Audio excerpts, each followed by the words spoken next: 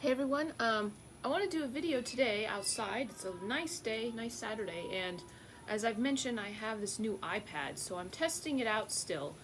And so one thing I've noticed about it is that the resolution is much crisper, so I see a lot more detail, and that's both a good and bad thing. I did a video like a couple weeks ago or a week, whenever I first got it, and I was like, oh, I could, let's just say I could see things that probably I didn't want people to see. And I was like, maybe, all right, gotta redo this. Anyway, so,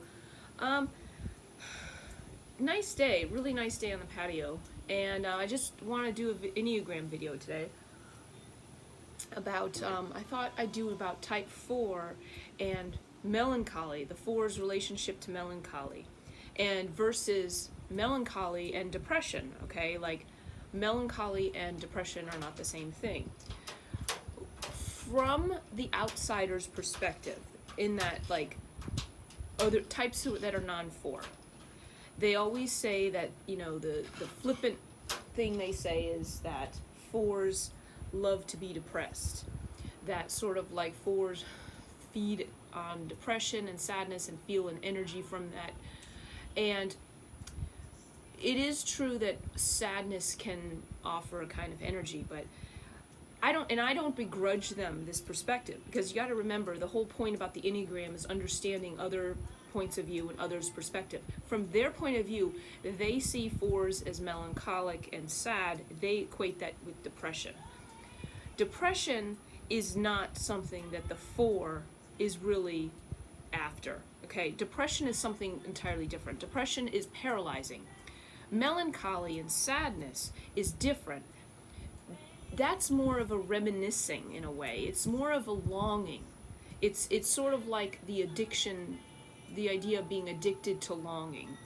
And there's a romantic quality to that. And that is the crux of the whole 4 and ideas behind melancholy. Melancholy and sadness can inspire tons of artwork. I mean, a lot of my own writing stems from my sadness. I honestly, to be quite honest, when I'm feeling completely content, I actually don't have as many ideas. I have to search more. But depression, in that clinical depression sense, is paralyzing. You don't write anything. You don't create anything. You literally can't stop crying all the time. And that is something that is not specific to type 4. All people, all Enneagram types can experience depression. So a lot of times when you have mistypes, you find people who maybe are very depressive and they're sad, but that doesn't necessarily make them a 4. The difference is that the 4 romanticizes that sadness, melancholy, longing. I'll give you an example. Okay, so like, it's a nice sunny day, but I tend to like rainy weather. It rained earlier, that's why it's cool. But I like rainy weather and gray clouds. To me, that doesn't make me feel depressed. Other types feel that rain makes them feel depressed. Now, if I had a month worth of rain, non-stop rain, or grayness, well, yeah, sure, then maybe I wouldn't like it. I'd be like, I would like a sunny day, okay? It's the same thing though with sunshine. If I have sunshine every single day forever, and no variation in weather and no rain, no grayness, I don't like that either. That's depressing. I mean, in its own way, sunlight and that whole like Southern California weather can be a different type of hell. That can be depressing from my perspective. So I'll give you an example of like, the reason I came up with this video was because I was listening to this song by Iggy Pop, and it's called Candy, and it's one of the lines in the song, he begins it and he says, it's a rainy afternoon in 1990. And immediately when he said that in the song, I thought back, yes, a rainy afternoon in 1990, and all this crap that's going on with the COVID and shit like that. I thought to myself, what I wouldn't give to go back to a rainy afternoon in 1990. And I was literally like just transported there, because I remember the song And it brought me back to that time. Now I sat and thought about it. I go, let me think about a rainy afternoon in 1990. I would have been about 13, barely 14. And was I happy then? No, actually I wasn't. I remember I was in between moving, and I was still in touch with my dad, and had conflicts with, I didn't know who I was then. I had no purpose. I hadn't discovered my talent. You know, I'm still a kid, and I felt at that age your life is very much about, you know, your surroundings and who your parents are and your past. You know, you don't have much of a past, but it's there. You feel like at that age that everything that will always be is right there. And I remember during that time fantasizing about the future, saying, oh, the future will be so much better. I'll at least know who I am, or, you know what I want to do, and I won't be stuck in this house, and blah, blah, blah. And then also, there's a little cameo in the song from Kate Pearson is her name. She's a singer in the B-52s. She's got a beautiful voice. And she starts singing, and I'm going to have a link to the song. She starts singing, and she says, I'm not going to sing for you, but she says, I've had a hole in my heart for so long. I've learned to fake it and just smile along. She begins that with a monologue saying, you know, you hurt me real bad when you left. I'm glad you got out, but I miss you. And when I heard that song in like 91, you know, because it was still playing in 91, I remember this is where I had a boyfriend when I was in high school, and then he moved away.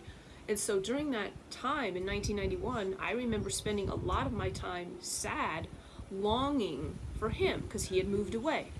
Had he not moved away, would I have been longing for him? You know, would I have thought the relationship was so strong? Probably not, because it was mostly in my head. So even back then, I was longing for something, and I was going towards the thing that's missing. And that's what the 4-ness is about. It's not just wallowing and crying and being depressed. Though I don't begrudge people. Oh, there's Dulce, sorry. I don't begrudge people and other types saying this, and I will even say it on occasion. I'll be flippant and be like, oh, you know, I'm just happier when I'm depressed. Like, I'm just totally being flippant, but realistically, that's not true. Like I said, clinical depression is something very serious. It leads to suicides. You know, you think of all these great writers, Hart Crane, you know, these romantics, poets, Sylvia Plath, all these writers, poets, committing suicide because they're so paralyzed.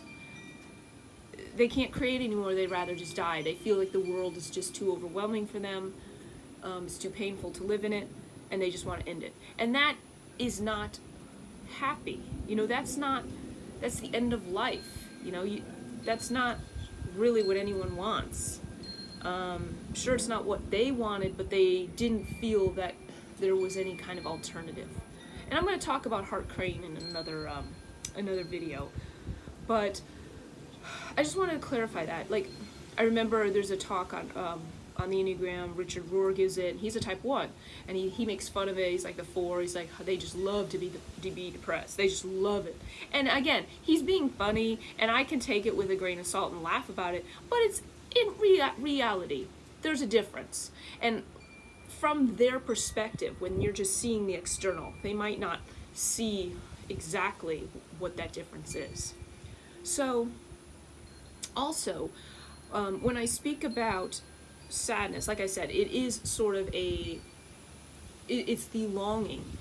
And I go back now, and I look back and I think of that Iggy Pop song, which I'm linking to, and I thought, I can think now, why wasn't I happier then? Why did I feel the need to long after this boyfriend who really was a jerk, and I never saw him again anyway? I mean, nothing of any consequence ever came of it, and I was a teenager, you know, why didn't I realize all my advantages? And it's like this constant wanting to sort of go back to the past is a form of comfort. And that's within this pandemic I feel like I've been doing. I've been very sentimental and nostalgic towards many films. Well, I've always liked older films, but especially those that remind me of my childhood, remind me of the 1970s or even, you know, the 80s, and thinking that this was a different era and everything was safe then because you knew how it was going to turn out, how things would transpire. And yeah, I guess that's all I wanted to say. Sometimes I start these and I should maybe take better notes, but one last example, I remember when I explaining to the Enneagram to one of my mom's friends who's a 2, she's a 2 with a 3 wing, and again, and my mom is a 9, she's 9 wing 8, and at one point she said to me during, like, when I was all upset about something, she said, she's like, it's almost like you want to be depressed. It's like you want to be sad. And it's like there's just some truth to that. And then my mom's friend just looked at me as a type 2. She's like, you like being depressed? And in that, you know, in that moment, you're just sort of like, yeah, you know, because it's too long to explain. But no, I don't like being depressed. I do not like the feeling of clinical depression, the feeling of being trapped, hopelessness, despair, like I have no purpose. That's the source of depression. That is not a pleasant feeling. But melancholy, sadness, feeling an energy from sadness, feeling like sadness inspires me, feeling like there is a beauty in sadness. What's one of the Kawabata novels is titled Beauty and Sadness. And I sent a clip of Elliott Smith. I was talking to a 5 wing 4 friend last night who told me he watched it and it made him very emotional, like it really just hit him hard and it made him sad. And he said, but I liked it. I liked being there. And I said, that's your 4 wing. So, you know, 5 wing 4s and 3 wing 4s, those with the 4 wing, they feel it too. It's not just 4s themselves. But anyway, I just wanted to clarify that.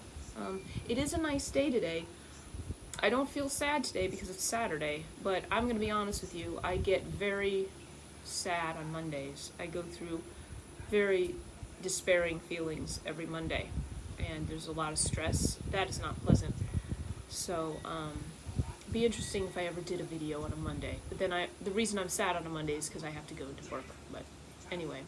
All right, I'm not sure how long, 12:47, okay. Anyway, wanted to make those points. Don't want to ramble too much. I'll be in touch soon. Thank you for listening.